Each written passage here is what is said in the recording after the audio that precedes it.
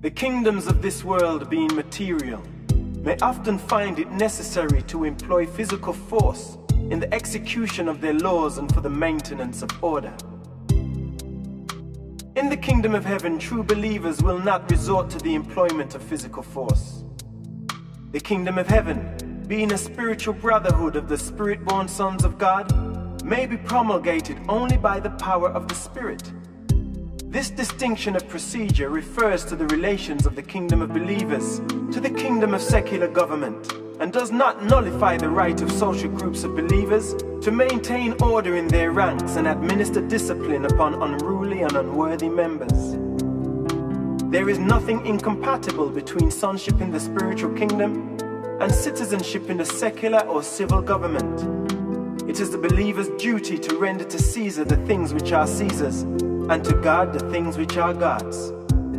There cannot be any disagreement between these two requirements, the one being material and the other spiritual, unless it should develop that a Caesar presumes to usurp the prerogatives of God and demand that spiritual homage and supreme worship be rendered to him.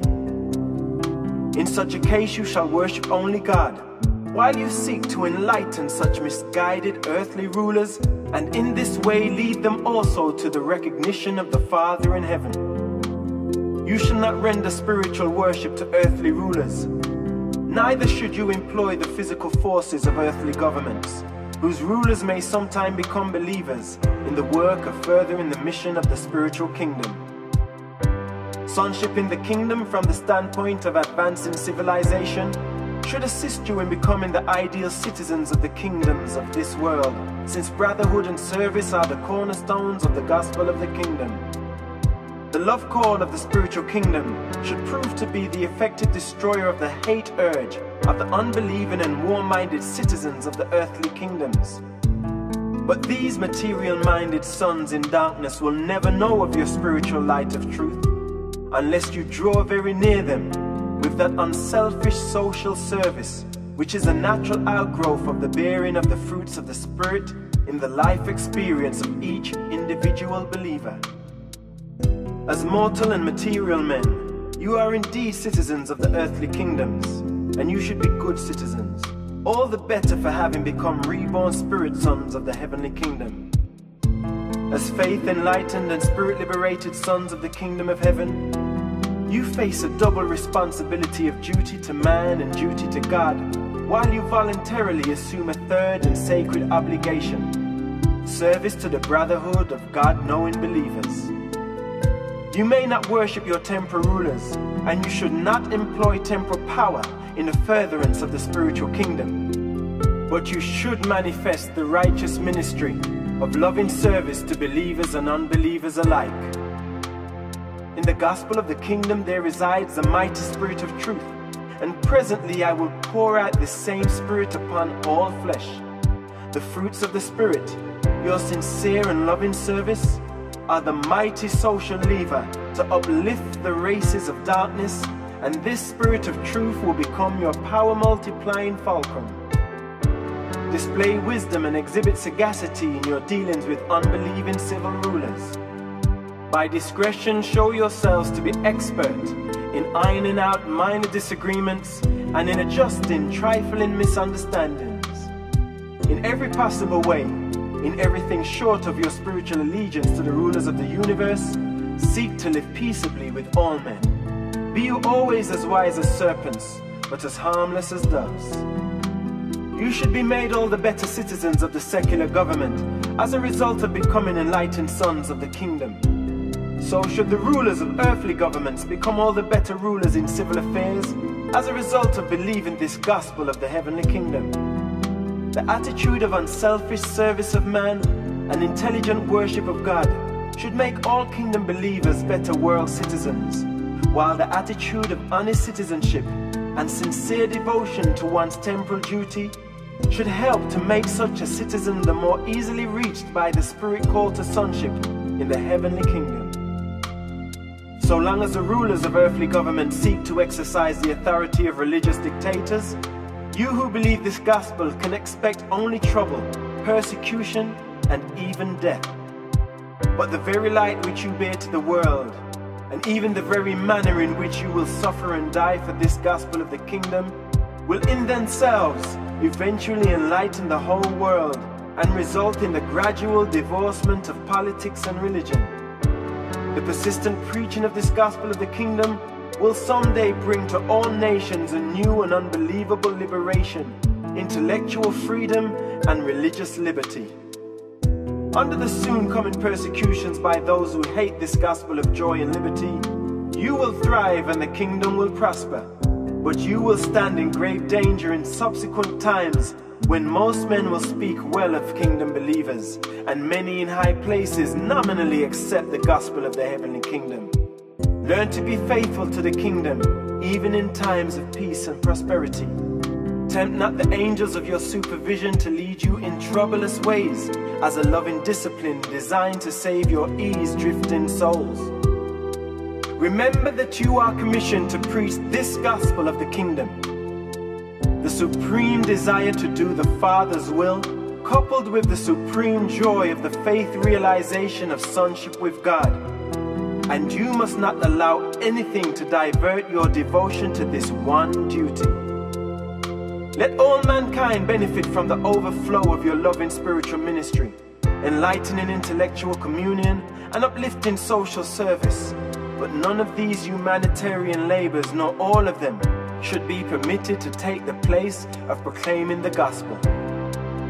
These mighty ministrations are the social byproducts of the still more mighty and sublime ministrations and transformations wrought in the heart of the kingdom believer by the living spirit of truth, and by the personal realization that the faith of a spirit-born man confers the assurance of living fellowship with the eternal God.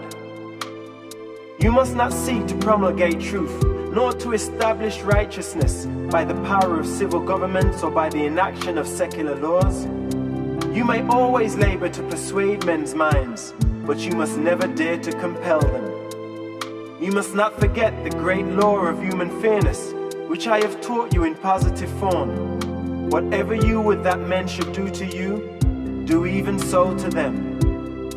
When a kingdom believer is called upon to serve the civil government, let him render such a service as a temporal citizen of such a government, albeit such a believer should display in his civil service all the ordinary traits of citizenship, as these have been enhanced by the spiritual enlightenment of the ennobling association of the mind of mortal man with the indwelling spirit of the eternal God.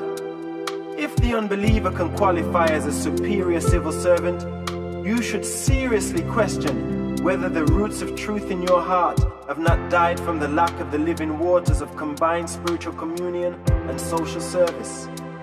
The consciousness of sonship with God should quicken the entire life service of every man, woman, and child who has become the possessor of such a mighty stimulus to all the inherent powers of a human personality. You are not to be passive mystics or colorless ascetics. You should not become dreamers and drifters, supinely trusting in a fictitious providence to provide even the necessities of life. You are indeed to be gentle in your dealings with erring mortals, patient in your intercourse with ignorant men, and forbearing under provocation. But you are also to be valiant in defense of righteousness, mighty in the promulgation of truth, and aggressive in the preaching of this gospel of the kingdom, even to the ends of the earth. This gospel of the kingdom is a living truth. I have told you it is like the leaven in the dough, like the grain of mustard seed.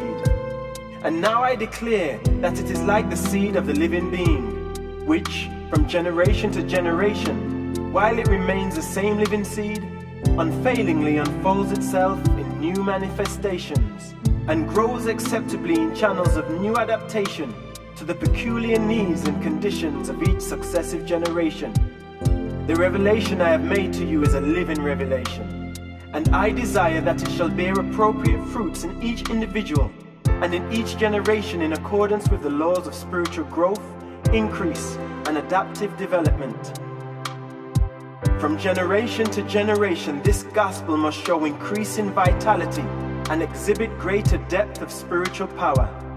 It must not be permitted to become merely a sacred memory, a mere tradition about me in the times in which we now live?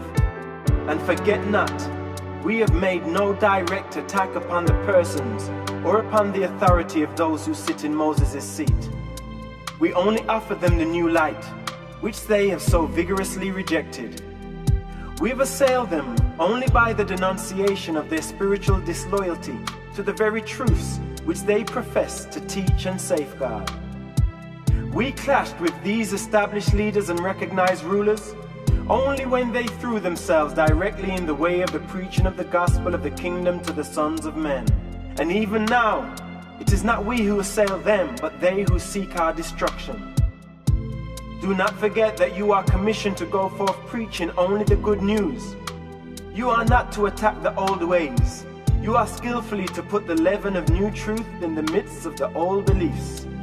Let the Spirit of truth do his own work. Let controversy come only when they who despise the truth force it upon you. But when the willful unbeliever attacks you, do not hesitate to stand in vigorous defense of the truth which has saved and sanctified you. Throughout the vicissitudes of life, remember always to love one another. Do not strive with men, even with unbelievers. Show mercy even to those who despitefully abuse you. Show yourselves to be loyal citizens, upright artisans, praiseworthy neighbors, devoted kinsmen, understanding parents, and sincere believers in the brotherhood of the Father's kingdom. And my Spirit shall be upon you, now and even to the ends of the world.